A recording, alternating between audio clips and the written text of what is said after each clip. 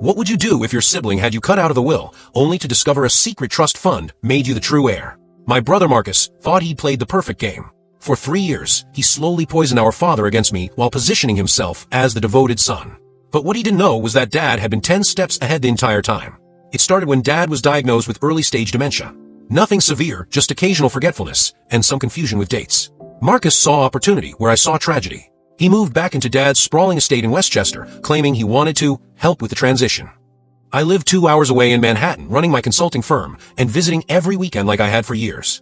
Marcus began his campaign subtly. He'd mention how busy I seemed whenever Dad brought up my visits. "You know how demanding Alex's work is," he'd say with false sympathy. "Big city life really consumes people." When I'd call during the week, Marcus would answer and say Dad was resting, then forget to mention I called. He installed himself as the gatekeeper between Dad and the outside world. The first red flag came during Thanksgiving dinner. Dad seemed confused about a business deal I'd helped him with the previous year.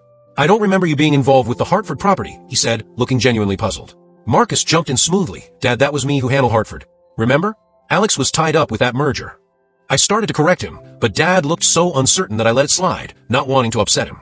Over the next few months, Marcus systematically rewrote our family history. My college graduation became his.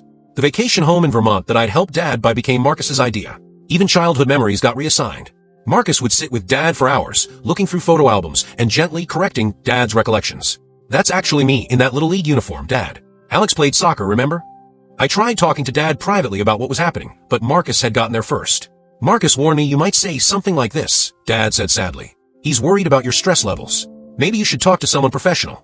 The manipulation was so smooth, so gradual, that even I started questioning my own memories sometimes. The lawyer visits began in January. Marcus drove Dad to appointments with Edgar Whitmore, the family attorney who'd handled our affairs for decades. I wasn't invited to these meetings. When I asked Dad about them, he'd look blank and say he couldn't remember discussing anything important. Marcus would later tell me they were just routine updates to outdated paperwork. By spring, Dad's condition had worsened slightly, but he was still legally competent according to his doctor. That's when Marcus played his master stroke. He convinced Dad that I was trying to have him declared incompetent so I could take control of his assets. "Alex has been asking a lot of questions about your mental state," Marcus told him during one of my visits. I overheard him on the phone with someone discussing guardianship options. I'd never had any such conversation, but Dad's eyes filled with hurt and betrayal. "Is this true, Alex?" he asked quietly. I denied it completely, but the damage was done. Marcus had planted the seed perfectly, and Dad's compromised memory made him vulnerable to these suggestions. From that point forward, Dad became distant and suspicious whenever we were alone together. The final blow came in June. I arrived for my usual weekend visit to find the locks changed. Marcus answered the door with a sad expression. "Dad asked me to give you this," he said.